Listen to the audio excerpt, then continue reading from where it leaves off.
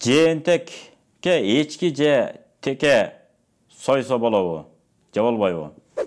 Ооба, жээнтек малына, жээнтек тоюна, жээнтек катары 1 жашка толуп, анан 1 жаштан өйдө болгон курбандыкка кандай малдар союлат деген китептер чыгып калган азыр. Жана ислам негиздери деген китеп бар го.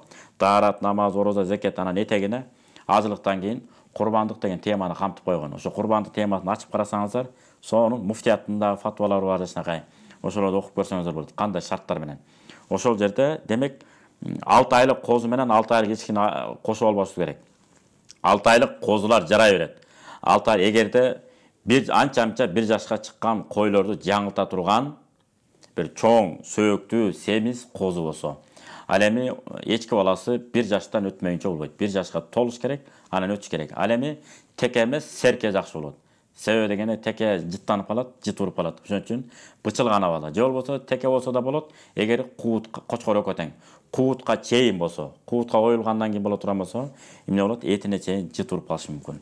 Ana makruh bolup alat.